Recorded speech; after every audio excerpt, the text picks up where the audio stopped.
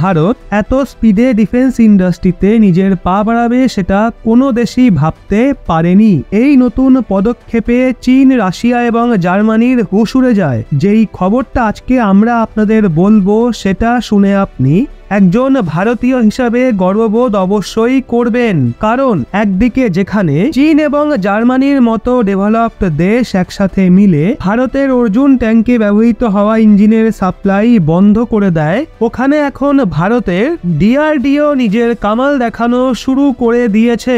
সদ্যই একটা খবর সামনে বেরিয়ে আসে, ভারত এই সিদ্ধান্ত নিয়েছে যে এখনো অবধি অন্য দেশের থেকে যে ফাইটার জেট কেনা হতো এখন সেগুলোকে আর কেনা হবে না। আর ভারতের ডিআরডিও এখন অ্যাডভান্স টেকনোলজিতে পরিপূর্ণ পঞ্চম প্রজন্মের ফাইটার জেটকে বানাচ্ছে। যেখানে এই খবরটা ছড়াতেই চীন, জার্মানি এবং রাশিয়ার চিন্তা আগের থেকে দ্বিগুণ হয়ে যায়। কারণ ভারত পঞ্চম প্রজন্মের ফাইটার জেট বানানোই লেগে পড়েছে, যা থেকে এই দেশগুলো বুঝতে পেরে গেছে যে ভারত এয়ার ডিফেন্সের মামলাতেও নতুন স্থায়িত্ব অর্জন করছে। পুরো আপডেটটাই ভিডিওতে বুঝবো, কিন্তু এগিয়ে যাওয়ার আগে ভারত এয়ার ডিফেন্সের মামলায় নিজের পাকে আগে বাড়াচ্ছে, তো তার জন্য ভিডিওটা লাইক করে চ্যানেলটা সাবস্ক্রাইব অবশ্যই করুন।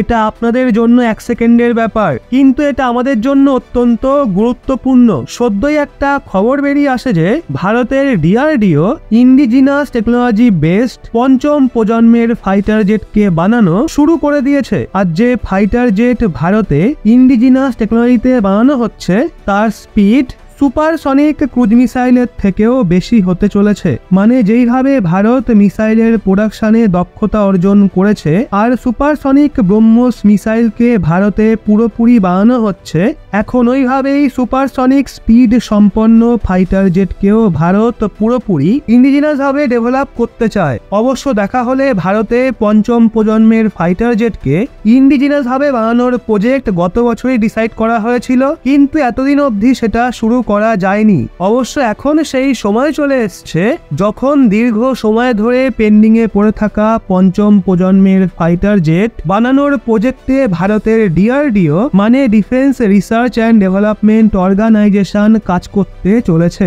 আর আপনাদের বলে দিই, ভারতে যে পঞ্চম প্রজন্মের ফাইটার জেট বানানো হচ্ছে তার নাম অ্যামকা, অর্থাৎ অ্যাডভান্স মিডিয়াম কমব্যাট এয়ারক্রাফট, যেটা ইন্ডিয়ান এয়ারফোর্সের ফিউচার রিকোয়ারমেন্টকে দেখে ইন্ডিজিনিয়াসলি ডিজাইন এবং ডেভেলপ করা হচ্ছে। আর লেটেস্ট রিপোর্ট অনুযায়ী এর সবথেকে বিশেষ ব্যাপার হলো এটাকে এমনভাবে ডেভেলপ করা হচ্ছে যাতে এই সুপারসনিক ক্রুজ স্পিডকে সহজেই অ্যাকুয়ার করে ফেলে এবং সুইং রোলের ক্যাপাসিটিকে অন্যান্য ফাইটার জেটের তুলনায় বাড়ানো যায়। যেখানে শুরুতেই প্রজেক্টে 15,000 কোটি টাকার ইনভেস্টমেন্ট করা হচ্ছে যাতে পঞ্চম প্রজন্মের ফাইটার জেটকে পুরোপুরি স্বদেশী ভাবে বানানো যেতে পারে। যদি আপনি বিগত কিছু দিনের খবরে নজর দিয়ে থাকেন, তো এছাড়াও আরো অনেক ডিফেন্স ইকুইপমেন্টকে পুরোপুরি স্বদেশীভাবে ডেভেলপ ভারতের ডিআরডিও এবং কল্যাণী গ্রুপ দ্বারা করা হয়েছে, যাতে ইউজ হওয়া সমস্ত মেশিনারিজ এবং ইলেকট্রনিক কম্পোনেন্ট স্বয়ং ভারতে ম্যানুফ্যাকচার করা হয়েছে, যা আত্মনির্ভরতার অনেক বড় উদাহরণ। আর ভারত যেইভাবে ডিফেন্স সেক্টরে ধীরে ধীরে সেলফ ডিপেন্ডেন্ট হয়ে উঠছে, ঠিক সেইভাবেই রাশিয়া, জার্মানি এবং চীনের চিন্তা বেড়ে চলেছে। কারণ দেখা হলে ভারত এখনো পর্যন্ত maximum defence equipment Russia, France এবং জার্মানির থেকে কিনতো। আর ভারত ছাড়া যে বেশিরভাগ আফ্রিকা, ইউরোপ এবং মিডল ইস্টের দেশ রয়েছে তারা ডিফেন্সের মামলায় জার্মানি এবং রাশিয়ার ওপরই নির্ভরশীল। এমনকি দেখা হলে পশ্চিমী এশিয়াও রাশিয়ার ওপর ডিফেন্সের জন্য অনেকটাই নির্ভরশীল। কিন্তু ভারতের কোম্পানিগুলো ডিফেন্স সেক্টরে অগ্রসর হচ্ছে, তো আফ্রিকার কিছু দেশ এবং সৌদি আরব ভারতের ডিফেন্স ইকুইপমেন্ট কিনতে চাইছে। আর এছাড়া আর্মেনিয়া যে পশ্চিম এশিয়ান দেশ, সে তো পুরোপুরি ভারতের দিকেই মুখ ঘুরিয়েছে। আর আর্মেনিয়া সদ্যই ভারতের থেকে 84টার মতো এটিএজিএস কেনার অর্ডার দিয়েছে। আর্মেনিয়া ভারতের থেকে এটিএজিএস মানে অ্যাডভান্স টোড আর্টিলারি গান সিস্টেম কিনতে চলেছে, যার জন্য ভারত এবং আর্মেনিয়ার মাঝে $155 মিলিয়ন ডিল ফাইনাল করা হয়েছে, যা ভারতের মাথা চাড়া দিয়ে ওঠা ডিফেন্স ইন্ডাস্ট্রির জন্য মাইল ফলক হতে পারে। অ্যাডভান্স টোড আর্টিলারি গান সিস্টেমের কথা বললে এটা অ্যাডভান্স লেভেলের তোপ, যেটা ভারত স্বয়ং স্বদেশীভাবে ডেভেলপ করেছে, যেটায় মোটামুটি 48 কিলোমিটারের রেঞ্জে যে কোনো টার্গেটকে নিশানা করা যেতে পারে। আর ভারত এই যে গান সিস্টেম বানিয়েছে, এমন রেঞ্জ সম্পন্ন গান সিস্টেম এখনো অবধি বড় বড় দেশও ডেভেলপ করতে পারেনি। আর সেইভাবে ভারত এখন পঞ্চম প্রজন্মের ফাইটার জেটকে ডেভেলপ করে এয়ার ডিফেন্সের মামলাতেও নিজের উপস্থিতি জমাতে চলেছে।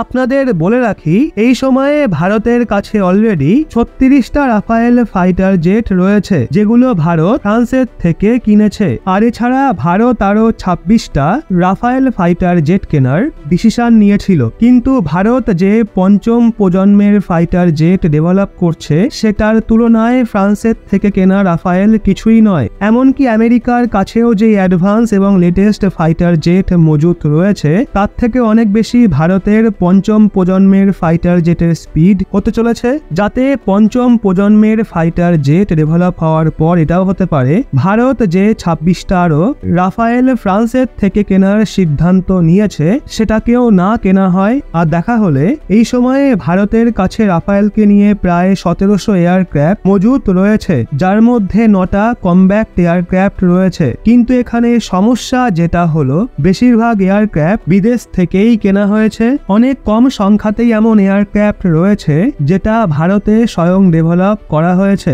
যদি কথা বলা হয় তো এই সময় কেবল রাশিয়া, চীন এবং আমেরিকার মতো শক্তিশালী দেশগুলোর কাছেই পঞ্চম প্রজন্মের ফাইটার জেট রয়েছে। কিন্তু ভারত যে পঞ্চম প্রজন্মের ফাইটার জেট ডেভেলপ করছে, তার ক্যাপাবিলিটি এই দেশগুলোয় মজুদ ফাইটার জেটের তুলনায় অনেক বেশি। অবশ্যত পঞ্চম প্রজন্মের ফাইটার জেট বানানোর অনুমতি ডিআরডিও পেয়ে গেছে, কিন্তু ডিআরডিও এটাকে একা বানাতে পারবে না, বরং এটাকে ভারতের নামকরা প্রাইভেট কোম্পানির সহযোগে ডেভেলপ করা হবে। Aeronautical development agency Hindustan aeronautics limited ছাড়াও কিছু প্রাইভেট কোম্পানি শামিল থাকতে চলেছে। এছাড়া এটা জানাও জরুরি, এটাকে দুটো ফেজে ডেভেলপ করা হবে। যদি প্রথম ফেজের কথা বলা হয়, তাহলে এতে 40টার মতো MK1 fighter জেটকে American engine GEF414 এর সহায়তায় ডেভেলপ করা হবে। আর পরবর্তী ফেজের কথা বললে এতে শুরুতে 150টা আরো অ্যাডভান্স ফাইটার জেট ডেভেলপ করা হবে, যাতে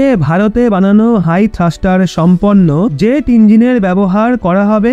আর ভারত যে নেক্সট জেনারেশন সম্পন্ন জেট ইঞ্জিন বানাতে চলেছে, সেটাকে বিদেশি কোম্পানির সাথে মিলে বানানো হবে, যেটা জেট ইঞ্জিন বানাতে পুরোপুরি দক্ষ হবে। কারণ যদি ভারতের কোম্পানি পুরোপুরিভাবে নিজের দমে ইঞ্জিনকে ম্যানুফ্যাকচার করে, তো তাতে বেশি সময় লাগতে পারে। বাকিটা আপনারাই বলুন, ভারত কত দিনের মধ্যে এটা কমপ্লিট করতে পারবে। যদি আমাদের ভিডিও আপনার ভালো লেগে থাকে, তাহলে অবশ্যই চ্যানেলটা সাবস্ক্রাইব করে আমাদের সঙ্গে থাকবেন।